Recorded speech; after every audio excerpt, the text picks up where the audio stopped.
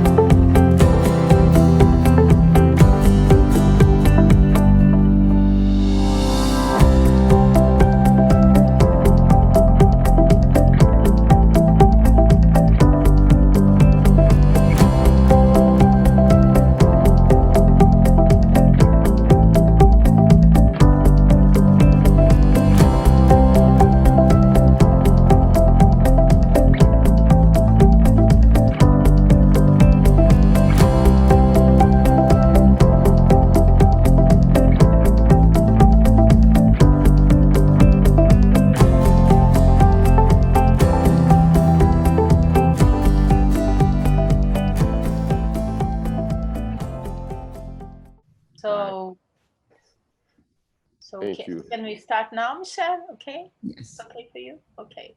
So good afternoon, everybody. I'm really happy and honored to introduce you Dr. Michelle Lai, who is a great friend and also the director of the Non-Alcoholic Fatty Liver Disease Center at Beth Israel Deaconess Medical Center from Harvard University. Michelle is also an assistant professor at Harvard Medical School with many articles published on NAFLD and other liver diseases. So Michelle, thank you so much for being here with us today, taking your time. And I hope you all enjoy the lecture about non-alcoholic fatty liver disease, the other pandemic. Thank you so much. Thank you so much for inviting me. And, you know, I'm very sad I couldn't be in Rio right now in person. I was hoping to go to the beach after, but this is the new world. And not to make light of the current pandemic, but really non-alcoholic fatty liver disease is affecting the whole world and reaching every country. And so I'm going to start on my talk. Nothing to disclose. And this is Beth Israel Deaconess Medical Center, where we take care of our patients and where Christiane had spent some time with us in her Fulbright scholarship way back.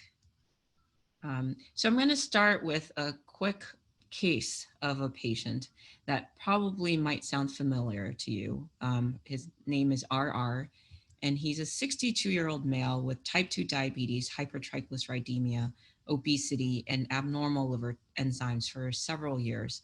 And an ultrasound about 11 years ago showed fatty infiltration of the liver. And I think that I'm pleased to hear that I'm speaking to doctors from all specialties because this patient will be seen in endocrinology clinic. He will be seen in primary care clinic, among other clinics, and probably cardiology clinic as well.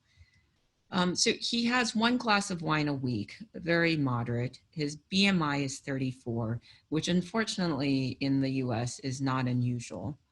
And there was no stigmata of chronic liver disease seen on exam. And he had all these liver enzymes sent because previously the guideline was that if you were on a statin, you should get liver enzymes checked regularly. So his ALT ranged between 48 to 63, AST between 38 to 51 for at least several years. And unfortunately, his sugar was very poorly controlled and his hemoglobin A1C was 9.6. And when he saw me in clinic, I looked through his records and the last imaging was about 3 years ago, had an MRI, again showed fatty infiltration. The spleen was normal. So typical of many patients, you have this abnormal liver test. And so I think the question is, you know, there are many, many patients like this in the US, probably in Brazil and all over the world. Do we work up every single patient like this with who have elevated liver tests? Do we get ultrasounds, fibroscans, liver biopsies? Because this will amount to a large number of patients. And in terms of healthcare costs, it probably would be prohibitive. And the question is, who should work up patients like this? You know, do they all need to come to the specialist? Is it the primary care in the primary care setting, or, you know, endocrinologists who see them because of their diabetes? So I want to start off with some definitions and terminology, so that when you see literature on NAFLD, you understand exactly what people are referring to. And then also go over the epidemiology and the scope of the problem. And really sort of I'm going to end with my focus on the population health approach and targeting the high-risk group. So non-alcoholic fatty liver disease is a whole spectrum of disorder characterized by fat in the liver. But because it's called non-alcoholic, you have to rule out significant alcohol consumption. And we've all had patients who tell us, you know, they're not drinking much, but later on it comes out that they're drinking more than is probably healthy. And that would not qualify as non-alcoholic fatty liver disease. That probably would be the alcoholic fatty liver disease. And histologically and on imaging, they show up the same. So it's very important to rule out the alcohol. Then you hear this term NASH, or non-alcoholic steatohepatitis. This really is a subgroup of the non-alcoholic fatty liver disease. And you can't call someone NASH unless you have a liver biopsy showing inflammation, cell death, steatosis, and this leads to fibrosis. And the causes of non-alcoholic fatty liver disease most commonly are obesity, metabolic syndrome, especially type 2 diabetes, polycystic ovarian syndrome, and there are certain medications such as tamoxifen, valproic acid, and other medications that can cause the same histologic picture. And rare causes are malnutrition, celiac disease, Wilson's, and other metabolic or diseases.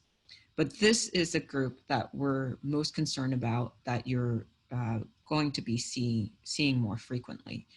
This is a busy slide. I don't want you to read the whole slide. I just want to focus on sort of a couple things.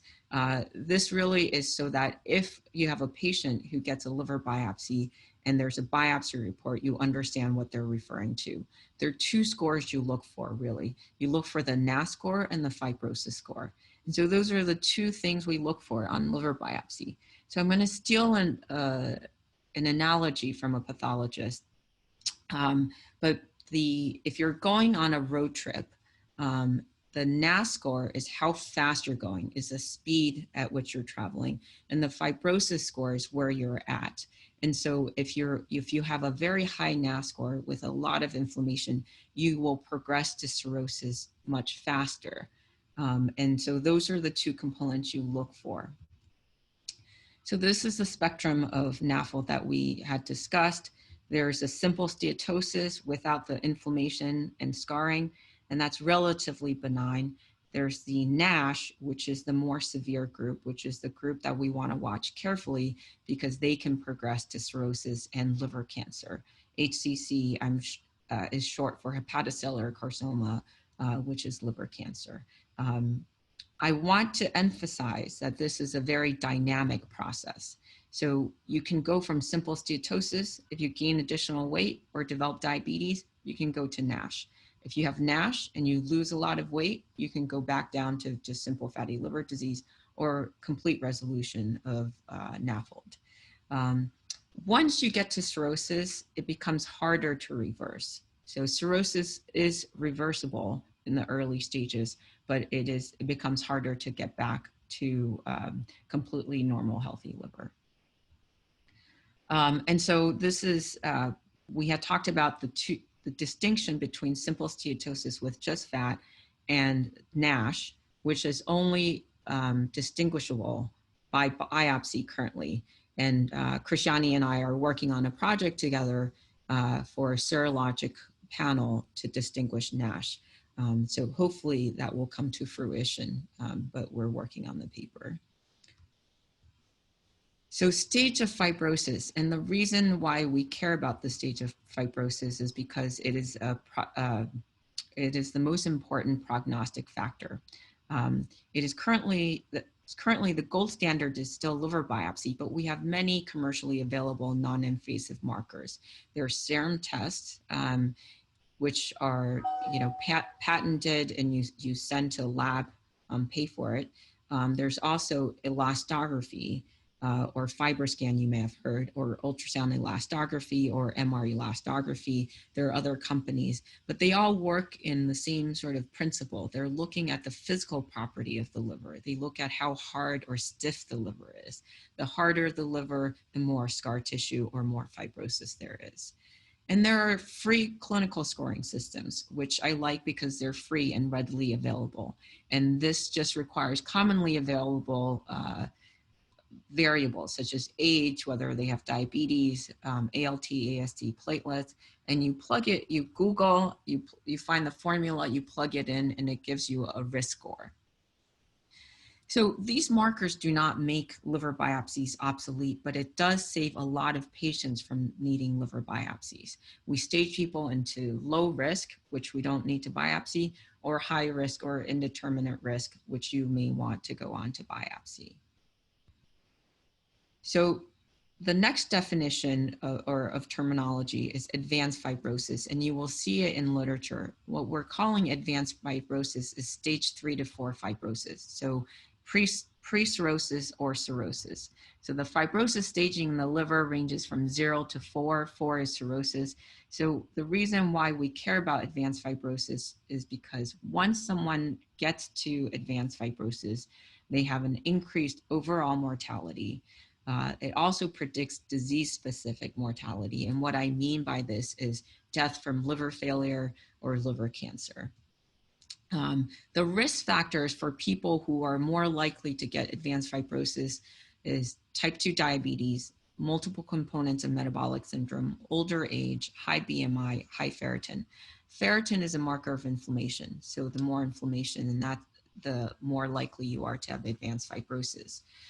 Age is a surrogate marker of duration of disease. If you're older, you're more likely to have had the disease for longer and have had more chance to accumulate fibrosis. And that's why older age, you will see as a risk factor for advanced fibrosis from all liver diseases, chronic liver diseases, because it's a surrogate marker of duration. So summary of our terminology. NAFLD is all fatty liver disease, excluding alcohol use. NASH is the more severe end, and you can only call it that when you've had a biopsy showing this. And NAFLD, or simple steatosis, is NAFLD that is not NASH. So the liver biopsy gives you two components, the NAS score, which is what we call the necroinflammatory component, right? Cell death, inflammation. It defines whether someone has NASH or not. And the fibrosis score is how much damage has accumulated. Advanced fibrosis is when you've gotten to stage 3 to 4 fibrosis, and that group patient population we worry about because they're a higher morbidity and mortality. So moving on to epidemiology, it is the most common liver disease worldwide. I'm sure everyone, you are all seeing it, we are all seeing it. It's the most common cause of abnormal liver function tests and cryptogenic cirrhosis. So in the past, we would have patients come to our transplant center with what we call cryptogenic cirrhosis, where we didn't know the etiology. Then when they looked back, they saw that the patients with cryptogenic cirrhosis were all diabetic and had the same risk factors as NASH. But by the time they come to us and you biopsy, they become what we call burnt out NASH. You don't see the steatosis anymore. You don't see the inflammation. The liver is replaced by fibrosis or scar tissue, and that's why you don't see the NASH features. It is unfortunately the most common pediatric disorder seen in pediatric hepatology practice. I know in the US, I think UCSF transplanted 2 15-year-olds for NASH cirrhosis, which is very sobering. And I think a pediatric hepatologist had projected the numbers and did some modeling and projected that in any large US high school with the teenagers, with 2,000 students are probably 1 to 2 children walking around with cirrhosis from NASH. The increased prevalence is due to the epidemic of obesity and metabolic syndrome. So here's a map of the obesity numbers in 2016, and you can see that US is leading, and then here's Brazil. I do have to sort of say that this is based on a BMI cutoff of 30. Now, in Asia, for Asians, the BMI cutoff for obesity really should be 25, and then overweight is 23, because at a lower body mass index, there's more metabolic syndrome. They develop all the complications of obesity, and they have more visceral fat as well. So the risk factors for NASH, NAFLD is obesity, metabolic syndrome. We've alluded to that. I really consider NAFLD the hepatic manifestation of metabolic syndrome. So if you have one, you should look for the other. So I look for diabetes in my NAFLD patients if they don't already carry a diagnosis. And for those with diabetes, you should be looking for NASH. Type 2 diabetes is the strongest risk factor in multiple studies. It keeps coming out as the single strongest risk factors for NAFLD, NASH, the more severe end, the complications of NASH. And those with NAFLD are at high risk. That's why for my patients, I get a hemoglobin A1C at least yearly to see if they're developing diabetes if they don't already have it. And those with type 2 diabetes are at high risk for NAFLD.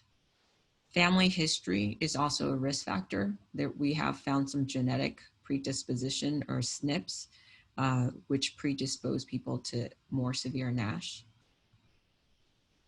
And so the estimated prevalence, in the literature, depending on which number you're looking at, but could be up to 35% of the population, which is 73.4 million people. So that's, a third of the country. The impact is that these patients have increased cardiovascular mortality. They have more end organ damage in patients with diabetes and NASH. And once you progress to advanced fibrosis, there's an increased risk of liver-related mortality, liver cancer and liver failure. So in the US, the projected annual cost is about $103 billion. It is now the second most common cause of hepatocellular carcinoma or liver cancer, and is the second leading indication for liver transplant, projected to become #1 this year. In the US, between 2004 and 2009, the number of adults with NASH awaiting liver transplant has almost tripled. And so, in the transplant field, already in a field with limited organs, this is not good news or good trend. In terms of hepatocellular carcinoma, the incidence has increased over 3-fold in the past few decades, right? So you're seeing the lag. So same with hepatitis C. You have the hepatitis C, people getting infected, 20, 30 years down the line, they develop cirrhosis, then HCC starts to go up. And now that we're curing hepatitis C, we're not getting a break. The next wave is the fatty liver and NASH. And so we're gonna see the effects of it continue unless we are very aggressive at preventing this. Most present at an advanced stage and receive either no treatment or only palliative treatment. And for this reason, because they present late, hepatocellular carcinoma is one of the most lethal cancer with an overall 5-year survival rate of only 15%. The disturbing thing is that if you look at all patients at risk for liver cancer, and those include patients with cirrhosis and hepatitis B, patients with cirrhosis and fatty liver are less likely to receive surveillance for HCC compared to someone, let's say, with hepatitis C cirrhosis or alcoholic cirrhosis. And that data in terms of the the bias against NAFLD patients there were a couple of studies at least. One was coming out of Mass General, which is a tertiary care center. The other was from San Francisco, Oakland Hospital, which is a safety net hospital. And so it spans the coast, it spans the type of hospitals, but this bias against the patients, make it more concerning that and we do see the effects, which is that the NAFLD HCC present at more advanced stage because there is less screening, and they present at less treatable stages. And, the authors of these papers hypothesized that maybe because there's no reliable serologic marker, combined with a perception that people say, well, you just have some fat in your liver, not a big deal, that prompts less surveillance, or it's less recognized as a problem. Liver cancer also does develop in patients with fatty liver without cirrhosis, but this is generally the minority, and so the guideline doesn't call for screening of all NAFLD patients. And obesity, and again, we're seeing the diabetes are independent risk factors for HCC, probably due to the insulin resistance, growth factors, et cetera. Surveillance in non-cirrhotic NAFLD is not indicated at this time, even though it does occur. The rates and the risks are still lower than those with cirrhosis. So sort of in summary, the epidemiology, it's the most common liver disease in adults and children in the US, Brazil, and worldwide. Patients with poor outcomes are those with NASH. They're at increased risk of cardiovascular mortality, and those with advanced fibrosis have increased liver-related morbidity and mortality. Diabetes is the strongest predictor for more severe NASH and overall mortality and liver-related complications. So, this is a disease that everyone will see, regardless of which specialty you're in. And the liver-related morbidity and mortality include hepatocellular carcinoma and liver failure. It's contributing to the rising incidence of liver cancer. There's underscreening of liver cancer in those patients with cirrhosis from NASH, and it will be the most common indication for liver transplant within the next few years. There's significant healthcare costs associated with it, and sort of a schematic. So this is the general population. The yellow figures are those with fatty liver disease. The ones with the triangles are those NASH patients. And then so out of 100 people, these are the ones with advanced fibrosis from NASH. And so, from the population health approach, if we screen 100 to find this group, that's a lot of screening, and the yield will probably be less. But if you look at those with type 2 diabetes are at high risk, this is the type 2 diabetes population. And so if you selectively screen this group, you're going to have much higher yield of those with the severe diseases. And so that's the basis of the population health approach. I'm going to focus on the type 2 diabetes and the NAFLD interplay. The type 2 diabetes, as I mentioned, is the strongest risk predictor for development of NASH, development of advanced fibrosis, cirrhosis, liver cancer, and mortality. This is the group that just has the worst outcome and at highest risk for developing all of this. So there are different estimates of, how many of the type 2 diabetes patients have underlying NAFLD, and it's at least half, but realistically, probably more like 2/3 or 3/4. Among these, over a third have NASH and 17% will develop advanced fibrosis.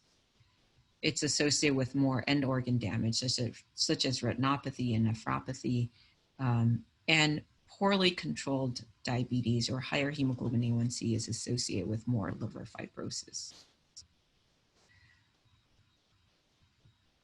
So from the endocrine standpoint, right, the American Diabetes Association, so the US association group for diabetes, their guidelines for 2020 says that evaluation for NAFLD by measuring AST and ALT should be done at diagnosis and annually thereafter. Referral to gastroenterology should be considered for persistently elevated or worsening transaminases. Patients with type 2 diabetes or pre-diabetes and elevated liver enzymes should be evaluated for presence of NASH and liver fibrosis. The European Association for the Study of Diabetes says that all individuals with steatosis should be screened for metabolic syndrome independent of liver enzymes. So meaning if you have fatty liver seen incidentally, you should look for diabetes, hyperlipidemia, hypercholesterolemia. And in those with obesity or metabolic syndrome, you should screen for fatty liver disease with enzymes and or ultrasound as part of routine care, right? Part of routine workup. So in high-risk individuals, age over 50, type 2 diabetes, metabolic syndrome, they say, you should look for advanced disease. You should look for NASH with advanced fibrosis. For the American, so those were the diabetes groups, right? They say, look, for all our type 2 diabetes patients, you should look for NASH. This is now the liver group, the American Association for the Study of Liver Disease. They say there should be a high index of suspicion for NASH and advanced fibrosis in type 2 diabetes. They're recommending elastography as a tool to screen for advanced fibrosis. So, looking at the society guidelines, everyone agrees that patients with type 2 diabetes are at high risk. And the diabetes group recommends screening. But there's no agreement on the best way to screen, right? Some people say liver enzymes, some people say liver enzymes and or ultrasound. The liver group says, just go for the elastography. So I'm gonna go through sort of the thinking behind, why, the different modes of screening. There's a problem with the ALT, and Christiane will know. Most lab normal ALT ranges in the US, where I am, are inaccurate. Their cutoff is 40, but 40 really is not normal. The true normal ALT is less than 19 for women and less than 30 for men. And my fellows always come into my clinic skeptical, and I show them all the severe diseases with quote unquote normal liver enzymes, by the end. But the normal but I always stress normal ALT does not preclude NAFLD or severe disease. ALT can normalize after progression to cirrhosis. So after the liver becomes burnt out, there aren't healthy hepatocytes to release the liver enzymes. So it's important to look at trend overnight or over time. And here's sort of an illustration of a patient who had elevated liver enzymes from NASH. And if you see, this here is where she has progressed to cirrhosis. The ALT of 40 is here. She was having abnormal. And as she gets to burnt out cirrhosis, her liver enzymes come down. And very classically, the ALT to AST ratio reverses, which we see in cirrhosis. And so if she presented to your clinic here, you would say normal liver enzymes, not a problem, right? So if you were doing screening, this is your first meeting her, then this would not trigger additional workup, and she would present with a variceal bleed. Here is another case where after I gave the talk to our primary care groups and said, look, normal liver enzymes really does not preclude severe disease. You need to be screening all these patients. Here's a 57-year-old female with diabetes, hemoglobin A1C, not well controlled, and obesity. So if we're looking at the liver enzymes here, they're fairly normal by the cutoff. But after we said, we really recommend that these patients get Fibroscan. She got a Fibroscan, and then which led to liver biopsy, confirming that she had early cirrhosis and with biopsy proven NASH. And so I mentioned a Fibroscan a few times and transient elastography. So this is something that you might have heard about called Fibroscan. I know Christiane does a bunch of those. It assesses liver stiffness by measuring shear wave velocity. Liver stiffness measurement is a marker of liver fibrosis. The nice thing about it is it's point of care. they get the test, I can talk to them immediately about the results, tell them if they need to come back, or they can follow up with their primary care doctor. So here's a quick picture of what it looks like. It's a probe that sends a sound wave into your liver. If it's a soft liver, the waves travel slowly. If it's a hard liver, it bounces back fast. And you get a result in kilopascal. It's liver stiffness in kilopascal. If it's less than 7.9, they're low risk for advanced fibrosis. If they're greater than 9.9, they're high risk for advanced fibrosis. There's a CAP score. Christiane, are you guys getting CAP scores on the patients? Yes, we are. And that's a fat quantification. And so the nice thing about this is it's non-invasive. It has excellent negative predictive value. So if you have a low score, it's very unlikely they have advanced fibrosis. It's a 5-minute test. Results are immediately available. The downside is you get invalid measurements in about 10 to 25% of patients. The higher risk for invalid measurements is in those with high BMI, which is our NAFLD patients. It's optimal with 3 to 4 hour fast. We did a study where we fed people and repeated their Fibroscan. So immediately postprandial, you get increased portal venous blood flow. That increases the liver stiffness, and it can raise it by about 1.2 kilopascal. It measures fibrosis. So if it's a low score, it just tells you this person does not have advanced fibrosis, but doesn't mean that they don't have NASH. So it can't exclude NASH because that's still a histologic diagnosis. And one of the issues here is that Fibroscan is still very mainly based in the GI and hepatology clinic. And so it's not readily available to primary care providers and diabetologists in a large area of the US. I don't know, Christiane, has the Fibroscan been used in primary care clinics or a diabetes clinic? Do you know? Here in our hospital, you use it for every clinic that asks for a Fibroscan. Yep. So it has a large, let's say, a large applicability in internal medicine patients, mostly outpatient clinic. Okay. So they can refer and get it done.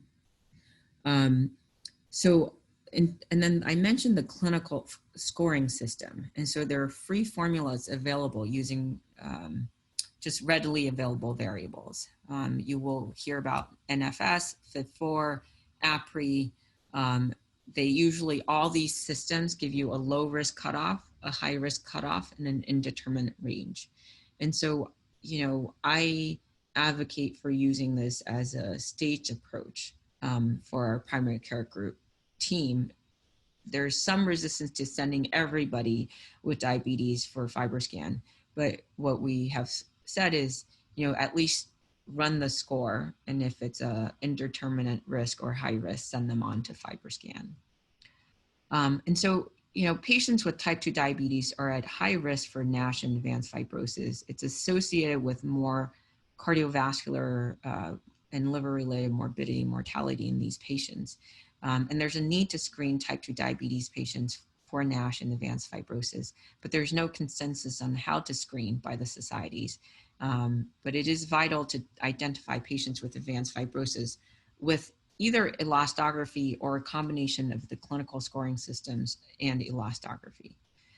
So we started this primary care-based type 2 diabetes screening project because what we were seeing was probably the tip of the iceberg, right? So by the time they made it to our clinic, they're either advanced or there's some selection bias. And then when I'm on inpatient, every time I'm on inpatient, I see several consults of those with first decompensation event, you know, when they come in for their cardiac cath or some other reasons.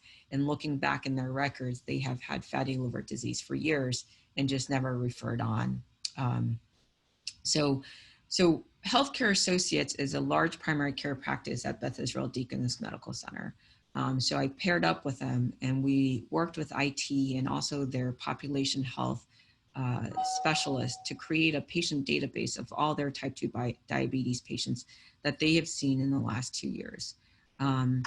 The clinical data include all the diabetes metrics, and also we were able to automatically calculate the FIB score based on whatever lab results is in their system.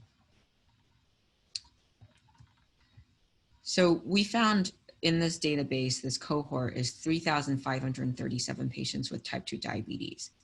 2015, so 57% of them had lab values available to calculate FIB4, and 43% with missing data, right? And so immediately we see that there's a significant number that's not meeting the society guidelines of yearly liver enzymes. But of the ones that do have the FIB4 score, we see that 6% have the high risk FIB4. Okay, so that means that they're at high risk for advanced fibrosis. And 35% are in the indeterminate score range. And there's 59% that's low risk.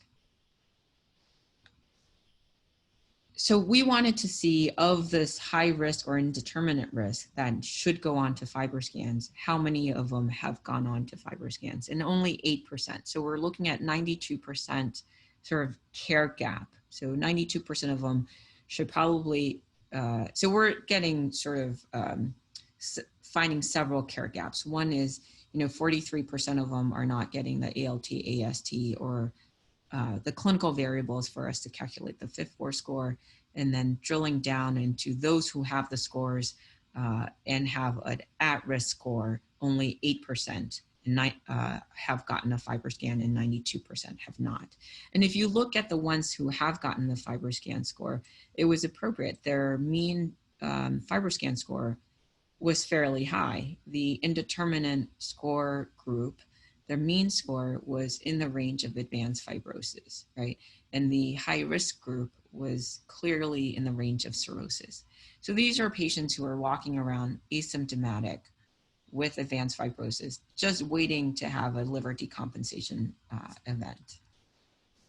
So the summary of our finding is that nearly half of the type 2 diabetes patients have not had liver enzymes checked. This represents a care gap between the practice and the new ADA guidelines. And then 41% of the diabetes, type 2 diabetic groups with available FIB4 score fall into the indeterminate or high risk FIB4 score, and thus should be referred for a Fibroscan evaluation. But so far only, we're saying 8% of the group with the FIB4 score, but of the total group, only 3.28% have gotten a Fibroscan evaluation. So this represents another care gap. So then our next step is we're launching a pilot program of screening 100 of these high-risk FIB4 score patients and automatic referral to the liver center based on the Fibroscan results. We are also working on an electronic prompt system to say if they're type 2 diabetic patients, it will automatically calculate the FIB4. If there's not the labs for FIB4, it'll flag it for the PCP to order the ALT, AST, and platelets and automatically calculate it. And then if it falls into high risk score, it will also flag it that a Fibroscan is needed. And so we're in the process of implementing this system. And I think the problem with guidelines that we've seen over and over again is that the adherence to guidelines is always limited because it requires several steps of providers learning the guidelines, but also practically speaking, I don't think I could ever do primary care. The patient comes and you have a long list of things to go through, and you have to prioritize, and often these subsequent screenings kind of fall by the wayside. So this is sort of the algorithm we have come up with and working with what we call a patient navigator. And I'm not sure if your diabetes clinic has one, but they are what we call population health specialists, but they're people who manage the cohort of diabetes patients who look to make sure that they have had a hemoglobin A1C in 3 months, they've had the urine albumin, because I think in particular with chronic diseases, the patient management is very complicated and very difficult for sort of a physician to remember and make sure the patient adheres and follows up with a number of recommendations. And so what we're proposing is that, you know, the majority of these patients are with NASH and advanced fibrosis are not yet diagnosed and so have not come to the specialist. So we don't know who they are or where they are because they're still living in the primary care clinic or diabetes clinic. And so that would be the ideal situation to screen for the high-risk patients. And we recommend starting with a FIT4 risk stratification. If the FIT4 is elevated, send them on to the Fibroscan, and then if their Fibroscan confirms advanced fibrosis or an at-risk score, they get sent on to the liver center. So back to our patient, RR. He had no physical, laboratory, or radiologic signs of advanced fibrosis, but he had multiple risk factors. He was older age, obesity, diabetes, metabolic syndrome, high BMI. His Fibroscan was high, clearly in the range of that's at risk for advanced fibrosis. And so we sent him for a biopsy. And during the ultrasound guided biopsy, they found a focal mass, 2.5 centimeters. And the follow-up MRI confirmed hepatocellular carcinoma. The liver biopsy showed cirrhosis. And so he was walking around asymptomatic. And unfortunately, in seeing me, I gave him only bad news, right? So I told him he had liver cancer and liver cirrhosis and needed a liver transplant. He had radiofrequency ablation of HCC. He did not have any real weight loss prior to liver transplant. And 16 months after initial presentation, he underwent liver transplant. You know, the waiting time, I'm not sure what it is there, but the waiting time here is very long. He actually got an offer earlier than this, but declined because he was feeling so well that he really, you know, didn't want to go through the liver transplant at that time and wanted to wait. His pre-transplant creatinine was 0.8 to 1. He had a very complicated course, so he had good reason to not want a liver transplant. He had biliary stricture, liver abscesses, DVT, deep venous thrombosis, CMV, cytomegalovirus infection, acute kidney injury. His creatinine went to 10.6, ended up with chronic kidney disease with creatinine settling out in the 2s range. He was intolerant of tacrolimus and had neurologic and side effects and had to be switched. He was on hemodialysis for a while. And because he felt so sick, and we made him so sick, he lost a lot of weight. He went from 228 pounds to 185 pounds. His hemoglobin A1C went down to 6. His ALT went down to 17. And then he recovered and felt better, and his weight went back up to 230s. His hemoglobin A1C went back up to 13.6. His triglycerides was 700s. His ALT went back, and his creatinine remained in the 2 range. He then developed skin cancer, basal cell carcinoma, and stage 2A melanoma. And in the pre-op testing for the melanoma resection, his EKG showed a new, sorry, that's a typo, left bundle branch block on the EKG. His echocardiogram showed that he had a silent myocardial infarction. And going back, his pre-transplant stress test was negative for ischemia, but the interpretation was limited by transient left bundle branch block that resolved with rest. He was referred to EP for ICD placement because of his low EF. And so, you know, I think the story was that we fixed the liver cirrhosis and liver cancer, but we didn't fix the main driver, the metabolic syndrome, the obesity and metabolic syndrome, right? And so this is a multi-organ disease. It's not like hepatitis C where it affects just your liver. This is a multi-organ disease. And so in fixing the liver, you know, he was still at risk for the cardiovascular mortality, the cancer, the diabetes, and all the rest. And so I think the main point is that we need to work together from the different standpoint in addressing the patient as a whole. It is the most common liver disease and is present in the majority of patients with type 2 diabetes. There's growing consensus that patients with type 2 diabetes should be screened for NASH, but there's no consensus on how to do it. And so we're piloting a population health approach to screen the at-risk population instead of having to leave it on the as a responsibility of each individual primary care doctor.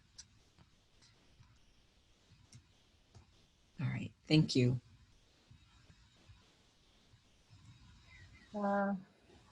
Thank you, Michelle. Now we need to go back to some questions. Do we have any questions from the audience? Not yet.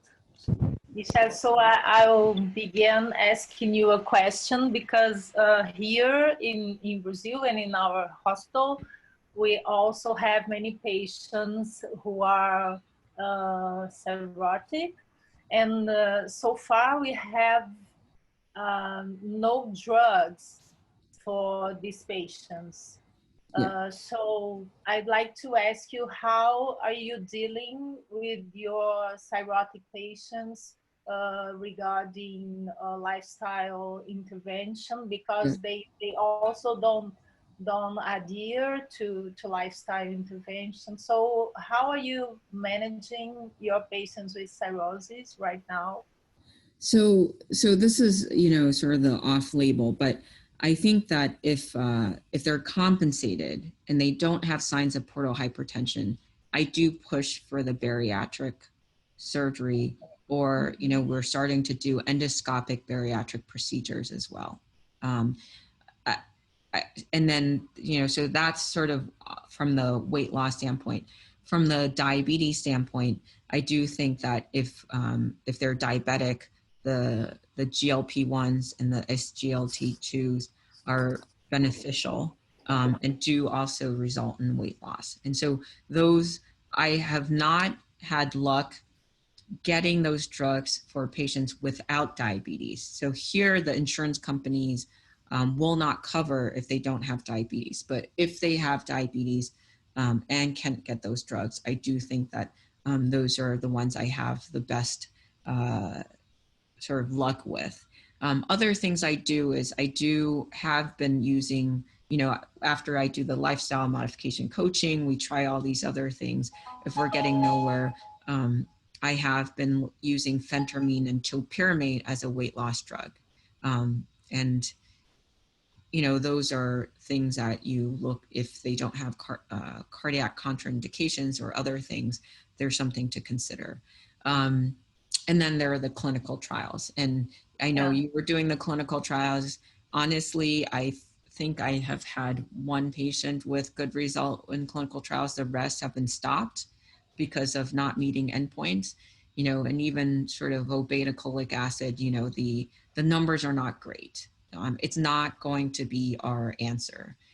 So I do think that sort of pushing for weight loss as a root of the whole metabolic syndrome makes sense. We're going to start a trial with a local company, which is doing a duodenal resurfacing. I've heard of this. Right. And so those are all sort of, I have a bit more excitement of those that are sort of addressing the weight as well and generally more targeted towards the diabetes than those that are sort of just picking a point in the pathway to try to interfere. Yeah. The other problem we have here, I don't know, probably you had too, is that during the COVID pandemic, most of our patients in our NAFLD clinics increased a median of 8 to 10 kilograms. Yes. This last month. So it's terrible when we see them in the outpatient clinic and they say, oh, I have increased 10 kilograms. And so what do you say when people gain weight? Of course, we understand it's difficult. Everything is anxious and so. So I think there are a couple of things, right? So one is the reason is stress. And I think there's a large number, and, you know, most people cope with stress or anxiety by eating, right? And so that component of sort of coping or emotional eating, I always try to pick up on, because, you know, then it's stress management, anxiety management, etc. The second is, and you may have the same sort of experience, is that the longer patients go without seeing you, the worse they are, because you're not reminding them, right? So the classic example is my fellows will see the patients and say, oh, they're exercising 3 to 4 times a week. They're eating just vegetables and chicken and, you know, doing everything perfectly, right? And so I'll say, that doesn't make any sense. Why are they not losing weight? So I walk in the room, I say, how long have you been doing it? And they say 2 weeks, right? So always they look at their calendar, they say, oh, I'm seeing Dr. Lai, I need to do everything or else she'll yell at me, right? And so I think the frequent telehealth visits, so, you know, we have moved a lot to telehealth visits, but sort of even if you have someone from your team, a nurse, but frequent visits I find are helpful, and there is data to suggest that. So in those with weight loss, having more than 3 visits a year predict more weight loss, and it's the checking in, and which is why I think the NASH clinical trials have a high placebo effect, right? Because the patients who are being in the clinical trials, who are checking in even on placebo, coming in frequently, being asked, what is your weight? You know, they're more aware, and there's more of not being in denial as soon as they get home of the need to change your lifestyle. So I do think that I've started to try to have my office book more televisits as a check-in, like, what are you doing? How are you doing? But yeah, we call it the COVID-19.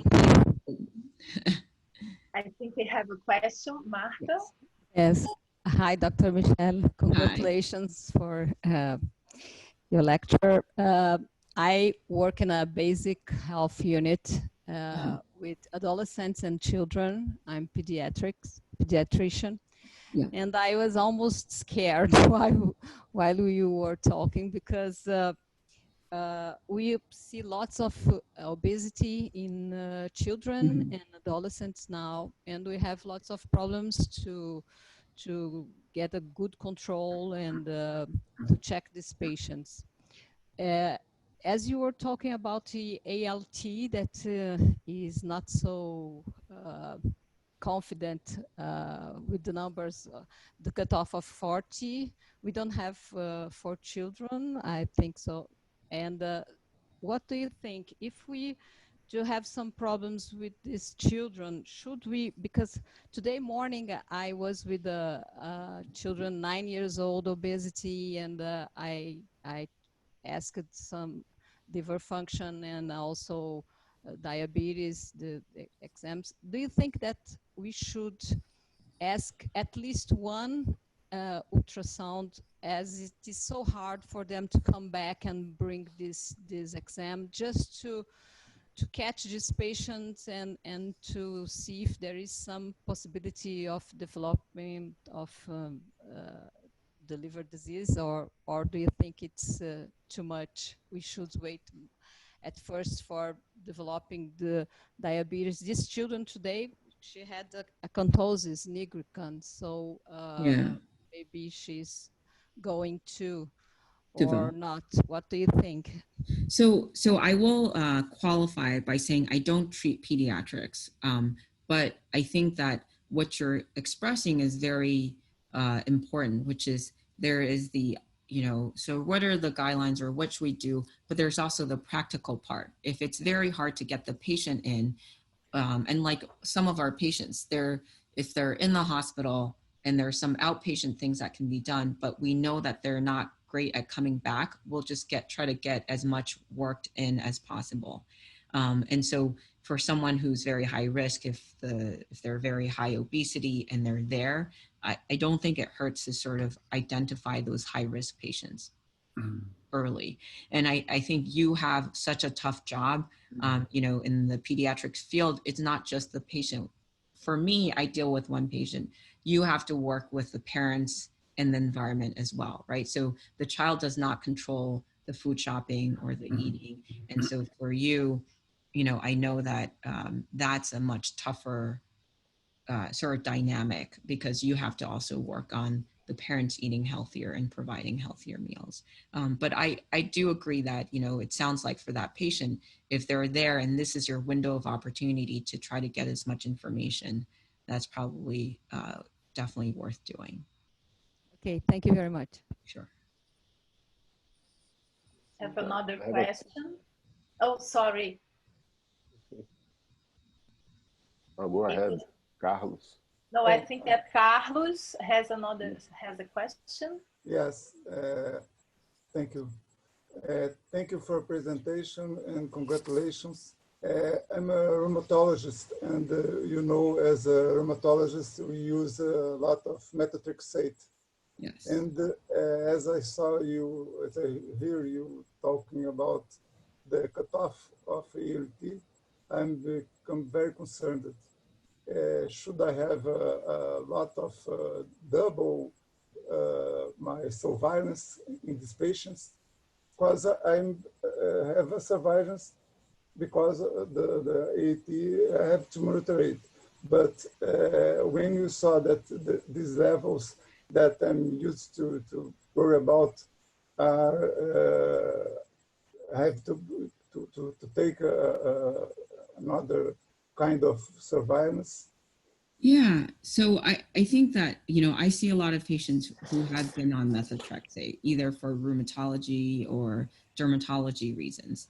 And, I think that the ALT, AST is just really terrible at talking about fibrosis or how much damage. And I think if someone is on methotrexate, it's worth just sending for a Fibroscan to monitor. So if the Fibroscan is very low, you can say, let's repeat in another year or two. If you see some increase and the liver enzymes are even mild elevation, right? So if you're talking about 30s or 40s, there could still be fibrosis happening. And so, I think in the methotrexate group patients, it's worth getting one at baseline so that you can follow. And if the liver test is mildly elevated, but the Fibroscan remains very low, then you feel okay about continuing them on methotrexate if the methotrexate is working well for them. Even in the patients without obesity nor diabetes.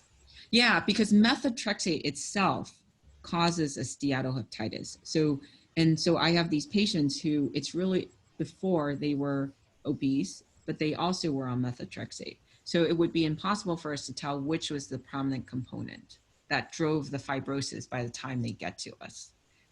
But you do see the same steatohepatitis picture in methotrexate.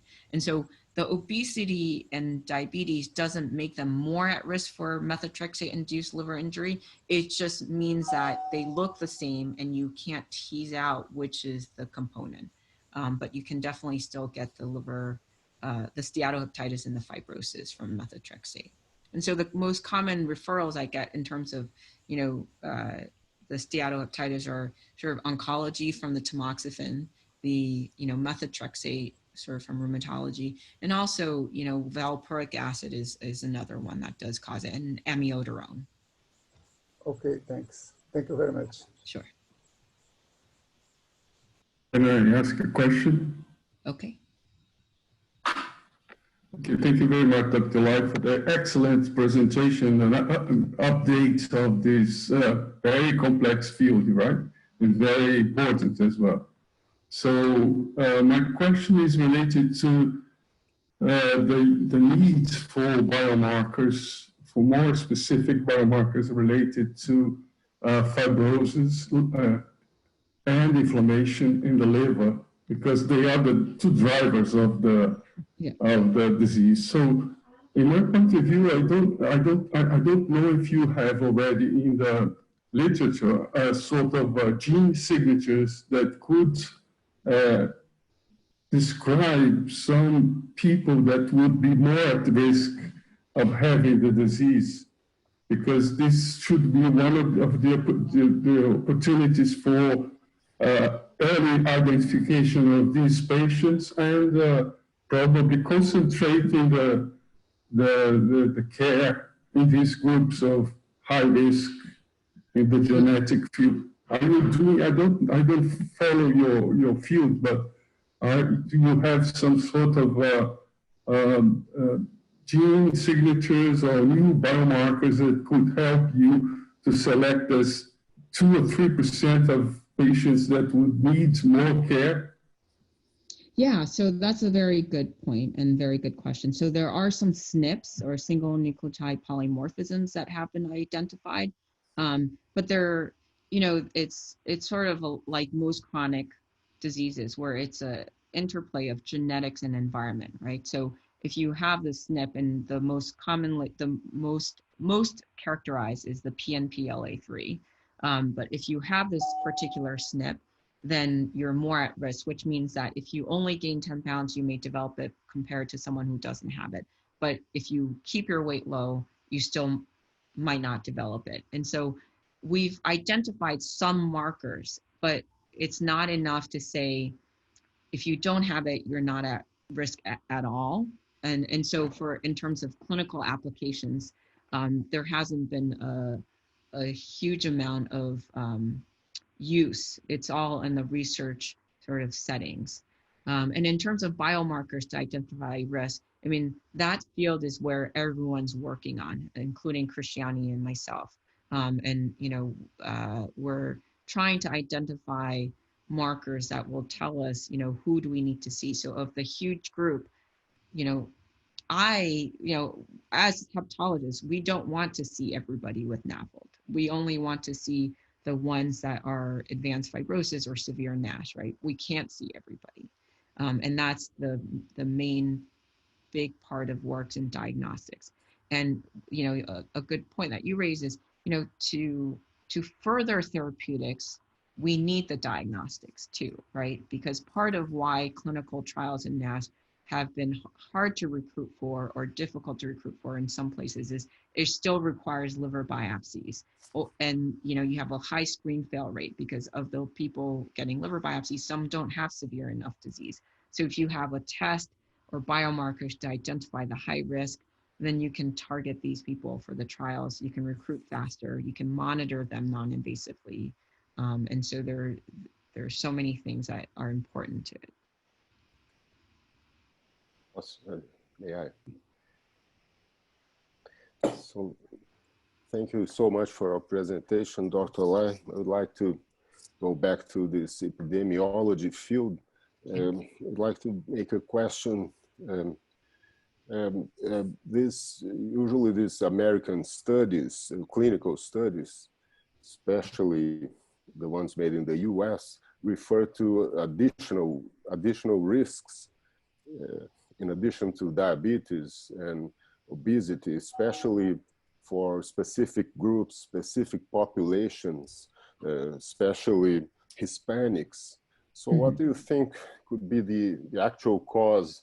So how genetics could explain so rapid increase in the incidence and prevalence of the NAFLD for the development of NAFLD? So what else is in the environment? So what's the role for geography and culture? What do you think about that, please? Yeah, so I do think that the difference in the ethnic groups are genetically based. And so if you look at Hispanics being higher prevalence or more severe, you'll see differences in the US literature between studies coming out of San Diego versus studies coming out of New York. And the reason is because San Diego has more Mexican Americans and New York has more Puerto Rican in the islands, which is genetically different, right? And so it's a very heterogeneous group. So in terms of environment versus genetics, so definitely the genetics is a big part with the racial and ethnic groups. But I see the environment, you know, I see a huge number of my patients are immigrants and they all move here and gain a lot of weight in the US. And that they already genetically predisposed, and with this new environment that drives this whole development of metabolic syndrome. And in the US, unfortunately, You know, people drive everywhere. They don't walk. The portion sizes are too big. The diet is horrible. And so, you know, that part of the environment really, on top of having a genetic predisposition, kind of is what's driving our epidemic. And I have another question. So, but do you think this could be related to changes in the intestinal microbiome as well? So due to this recent migratory waves, so they could be somehow related to changes in the microbiome due to changes in diet, for example. Yeah, I think that's the hot field, and everyone is excited about microbiome and doing work on the microbiome. I think we don't know yet, and that's where people are trying to study. Thank you. Okay, so I think we have to, unfortunately, we need to finish now, but I would like to thank you again for your wonderful presentation and for being here with us. I really hope we can meet soon after all this pandemic. And we do hope we can come to Brazil and talk to us again. Thank you so much. Okay. Yes, thank you so much. Bye-bye. Thank you so much. Bye. Thank you. Thank you. Bye-bye. Thank you very much. Bye. Bye-bye.